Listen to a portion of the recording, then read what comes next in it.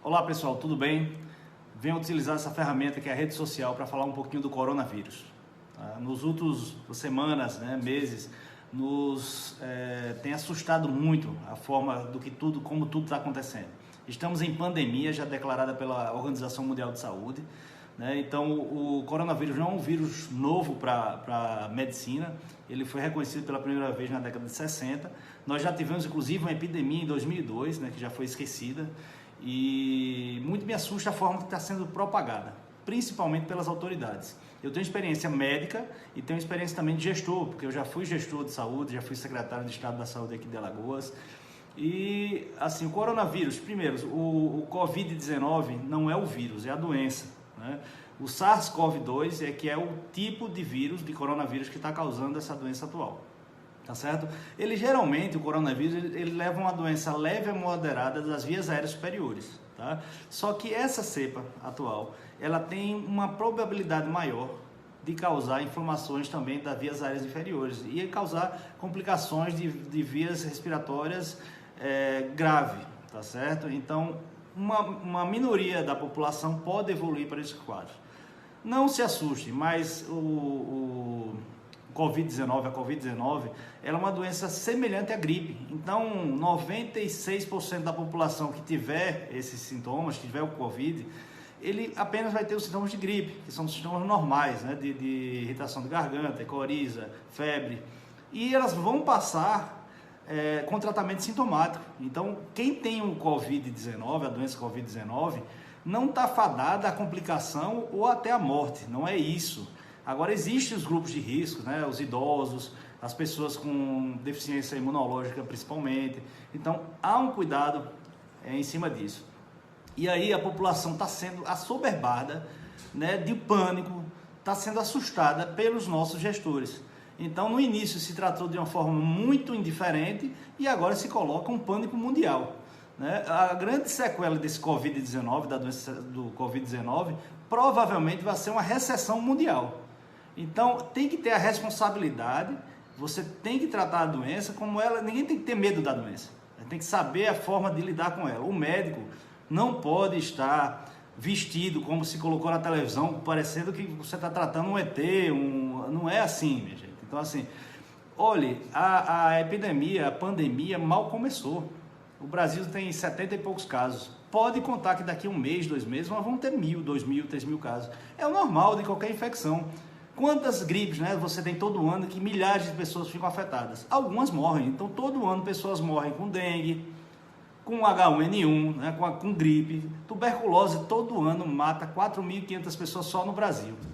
Então, assim, esse sentido nós temos que ter. Então, a responsabilidade de tratar e passar por essa pandemia não cabe só às autoridades, não cabe só ao médico, cabe a todos nós. Então, essa responsabilidade social cabe a todos nós.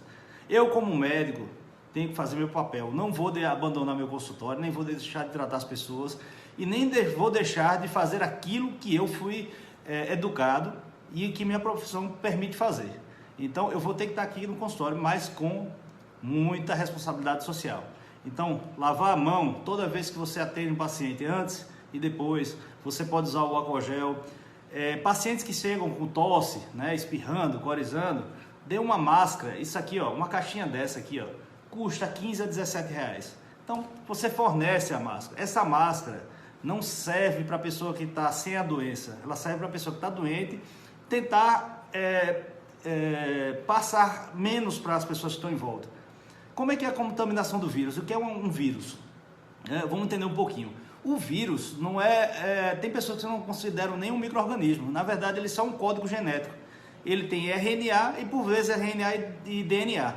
Então, a natureza geralmente cria o código genético, o DNA, e a partir daí sai o RNA. Então, você, o cabelo, o olho, tudo que a gente tem no corpo parte do nosso código genético, nossas características individuais, tá certo? O vírus, ele consegue ser mutável porque ele transforma, ele consegue fazer o seu próprio DNA, e aí começam a surgir cepas diferentes.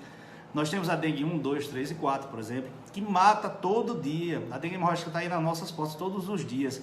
Eu estou muito mais preocupado com a dengue, sinceramente, no estado de Alagoas, do que com o coronavírus. O coronavírus vai vir aos milhares, vai bater na nossa porta com certeza, aqui no consultório, perto da sua casa ou na sua casa. Então, nós temos que dar a César o que é de César em relação a essas patologias. Eu vou dar um exemplo bem claro. Em 2007 eu assumi a Secretaria de Estado e em janeiro eu recebi o relatório da dengue. Na época o Estado teria como meta baixar 25% dos casos. E já em dezembro já tinha aumentado mais de 300%. Então na mesma hora eu marquei uma audiência com o ministro e fui ao ministro questionar o que estava sendo feito, o que poderia ser feito, porque estava claro que ia ser uma epidemia. Se Alagoas está assim, os outros estados também estão. Então ele me mostrou um relatório nacional onde mostrava que a epidemia ia ser clara, ia ser evidente. E me deu o conselho de se preparar para as complicações. Então, assim, nós corremos tanto, fizemos tanto trabalho na época, que graças a Deus a mortalidade foi muito baixa, nós conseguimos salvar muitas vidas e até na época apoiamos o Rio de Janeiro, que foi o estado de maior calamidade na época. Então, o que a gente tem que fazer? Nós temos que fazer como sociedade a nossa parte. Lavar a mão, né? Você tem um vírus aqui, ó, em todo o ambiente que você está, no metal, na madeira, no ar. Então, assim, você tocou com o vírus na mão, você não vai ser contaminado, porque existe aqui uma barreira. Mas se você pegar o vírus que está aqui, ó, ele está sendo protegido por uma pequena camadinha, vamos dizer assim, de gordura.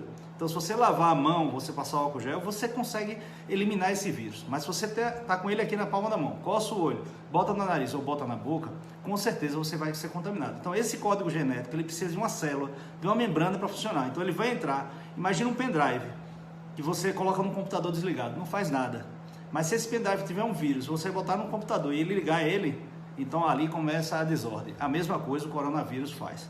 Tá certo? Então, nossa responsabilidade social. Não vamos poder deixar de fazer as nossas coisas, não vamos deixar de trabalhar, nós não vamos deixar de fazer as rotinas diárias. Claro, com muito cuidado. Quem puder evitar aglomerado, evite com certeza. Né? Agora, essa questão que foi levantada até pelo nosso grande médico infectologista canadense, Abdul Sharkway, ele é uma das maiores autoridades no mundo de infectologia e ele colocou que um tema assim: o coronavírus está aqui, mas assim, que o pânico que está sendo criado é muito pior do que a doença. Então ele coloca que não tem medo do vírus. O vírus, nós sabemos que 96% da população que tiver vai passar como uma gripe normal. Os 4% têm risco de morte em grau elevado, então eles têm que ter suporte, UTI, suporte hospitalar, acompanhamento. Então, essa parte, todo mundo sabe, a sociedade médica está sendo preparada para isso. Está preparada para isso, na verdade. O que a gente precisa fazer é não transformar isso numa epidemia social, uma epidemia de recessão. Então, ele se preocupa com a sequela que pode ser deixada pela irresponsabilidade dos nossos gestores. Então, esse caminho que eu queria deixar essa semente, esse pensamento, tá certo? Então, a doença está aí, nós vamos enfrentar. Procure seu médico, procure seu pediatra clínico, otorrino, faça a profilaxia. Está chegando o inverno, antecipe a consulta, vá a ele. Eu pego nos pacientes aqui e faço sempre antes do inverno o tratamento profilático. A maioria não tem crise, né, crises alérgicas. Quem tem uma crise alérgica já cria um ambiente propício para uma infecção secundária, que pode ser a Covid-19. Então procure seu médico, se previna, tá certo? Se porventura você tiver os sintomas e tiver coronavírus, não precisa ficar fazendo sorologia, identificar, a maioria é tratada como uma gripe normal, tá certo? Qualquer suspeita de complicação, procure o médico, procure a urgência e emergência, tá? Agora, não adianta a gente superlotar os hospitais, não é? Imagine milhares de pessoas procurando as unidades de emergência, sobrecarregando, sem necessidade, esses hospitais, e ocupando espaço de pessoas que também têm infarto, tem AVC, tem patologias de hipertensão, diabetes graves e outras doenças que vão acabar sequelando e levando à morte por uma superlotação dessas unidades. Então vamos pensar socialmente, cada um tem que fazer a sua parte. Médico, assuma seu papel, oriente seu paciente. A responsabilidade é nossa, de todos nós, do gestor, da população em geral, da sociedade médica, de todos nós, mas não só do coronavírus, da hipertensão, da obesidade, da dengue, da tuberculose, da AIDS. É responsabilidade social sempre.